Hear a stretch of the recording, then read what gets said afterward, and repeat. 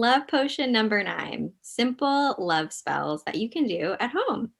So welcome, please make sure to hit the subscribe button, hit the bell so that you're notified of future recordings so you can keep up with all this woo stuff that we're providing for you. So Dr. Jane, you Hey. said you know nothing about love spells. So what have you heard? Have you heard anything? This is when you said that this is what we were going to talk about today. I was like, great, I'm just here to learn because whatever, I have been very lucky in love in my life. I've had some really fantastic companions. I've had a couple that would not put on the fantastic list, but overall, if you look at the grand scheme of things, things have been really great. And my husband is my best friend, and I have a fantastic family. So love of all different kinds, whether it's brotherly love, romantic love, godly love. My life has really just been governed by it, and my name actually means love, Jane. So it's kind of the word of my life, but I know nothing about love spells. So please, Priestess Pixie, let us know. So I want to start this off by saying love spells, you need to be very careful. You're not wanting to specifically attract a certain person. You want to just stay open to what you're meant to receive for your highest good, because everybody has free will and you don't really want to mess with that energy. So I want to just kind of give you 3 very simple love spells, and these love spells could be for any type of love. It could be romantic. It could be for a relationship or family member you're wanting to send love to. So the first one I wanted to share is you basically get a jar. It could be a mason jar. It could be smaller. I could use a baby food jar, for example, and you want to fill it with honey. You could put herbs like rose, lavender to sweeten it up and make it more relaxing. And then if there's someone in your life that you're wanting to create a relationship that's more loving or more kind, you just write their name on a slip of paper and just put it in there. Close the jar, maybe hold it for a few moments to like set that intention of, I really want to receive more love, more understanding, more compassion, both to them and from them. And then just put it away. Don't look at it. Don't worry about it. And things will start to happen. I've done this numerous times with some family members, and it just sweetens the relationship.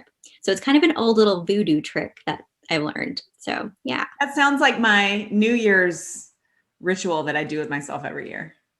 Yeah. It doesn't involve honey, but I do that. I put something on a piece of paper and put it in a box that I've decorated specifically for that year. And that's my intention for that year. And I just put it away and I don't think about it.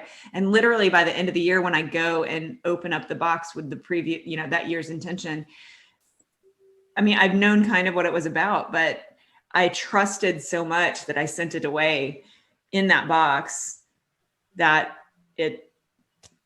it's not top of mind exactly what I wrote. And that's really manifestation at its greatest. When you were talking and saying, you write down the person's name. I mean, I've done that with candles before, gotten a pen and etched a person's name in the side of a candle and anointed it with oil and prayed over it and lit it and burned it for that person for different intentions. So it sounds like that's similar, but a different kind of tactic. Yes, absolutely. I mean, you could even put your own name in this little jar to sweeten up your life. Like, I mean, right? More self-love, more self-care. So, Yeah. And that manifestation technique of putting things away and kind of forgetting about it, you don't energetically get in your own way. So that's huge. Right. Right. Yeah. So that was spell number 1. You said 3. Let's move on to number 2. So the second one, I know love potion number 9, haha. It's really about something that you're wearing. Perfume, I mean, you can go back to like Egyptian times and earlier and how they really impacted energetically their lives. But if you wear something, for example, as high vibrational as rose water or rose essential oil, Every day. that's just a really easy way to, number 1, raise your vibration to love, because rose and rose water contain that vibration. And once your energy is raised to that vibration, you start to attract it. Again, it could be you're attracting good relationships at work, good relationships from friends, or you're meeting your soulmate. And really, it's just kind of being open to that love. I also wanted to mention, if you want to carry rose quartz, I don't know how many of you have kind of like studied crystals and know like the different molecular structures. But Yeah. rose quartz is actually like hexagonal. So it has 6 sides molecularly.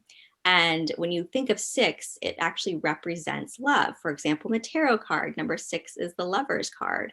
And then also the number 6, like you think of the Star of David, that has 6 sides. For the Merkaba, it's all about love and attracting that energy to you. So that's like step 2, not really a huge spell, but just something simple you can do. Well, one thing that I love, I do use rose water on my face. It's actually really very good for your complexion.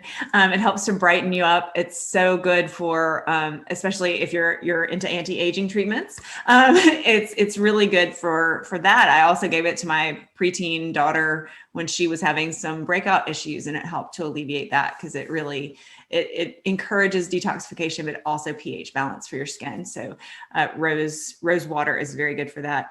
But one thing that I really love, and I don't know about you, but one of my top self-love practices is salt baths, like warm salt baths. I don't really know what feels more like love all over my body than laying in a luxurious tub with, Himalayan salts and rose oil. So I love to infuse the salts with rose oil, put them in the bath.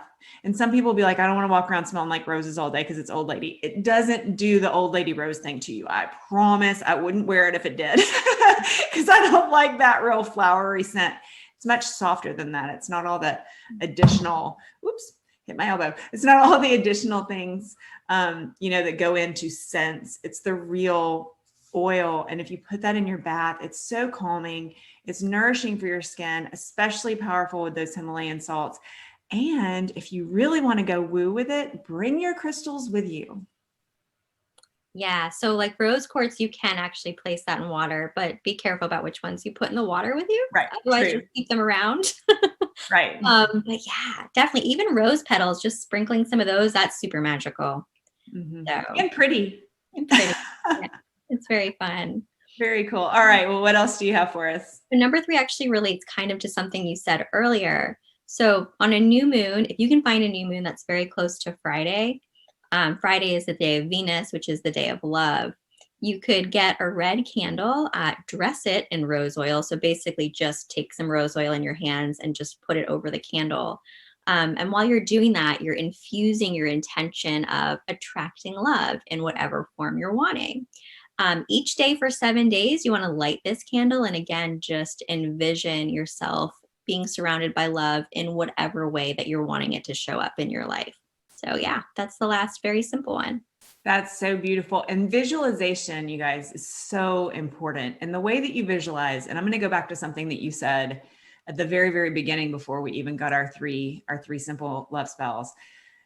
Don't focus on attracting a particular person. That's you taking control away from the universe. Now, if you want to manifest your ex back, if you're in a situation like that, it's really difficult to get past that mindset block and say, I'm going to leave it for the universe to bring who I'm supposed to be with. But if you truly love the person who you're fixating on, you want them to have the person that's right for them, and you want you to have the person that's right for you. You may very well be each other, and you may very well not be. But if true love wants the best for the person who is in the receiving place of that love, and there is no selfishness in true love. So all of these things, if you're focused on doing them, make sure that when you're doing your visualization and you're focusing your intention, whether it's anointing the candle with the oil while you're anointing it, and you have a mantra or an affirmation that you're reciting while you're doing that, which is the way that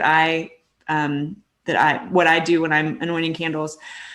Make sure that you are in a trusting enough energy to not be over assigning parameters or over assigning specific things that the universe needs. The universe is not Amazon. You don't tell them exactly which one to send and it's going to be to you in 48 hours or less, right?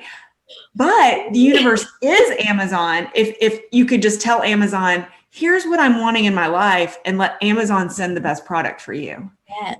It's so much better because it takes all the hard work out of it for you. You don't have to worry about that.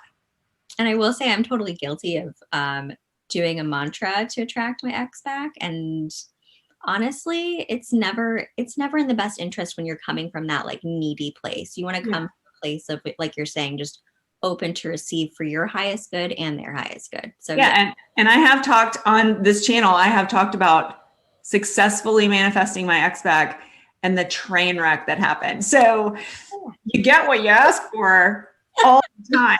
I promise. you do. Oh gosh. Well, before you go, make sure you have hit that subscribe button and the little bell so that you know the next time that we drop a video, either to enlighten your woo or to help you live a life with more success and lower stress. Until next time, I'm Dr. Jane. This is Coach Pixie. Bye.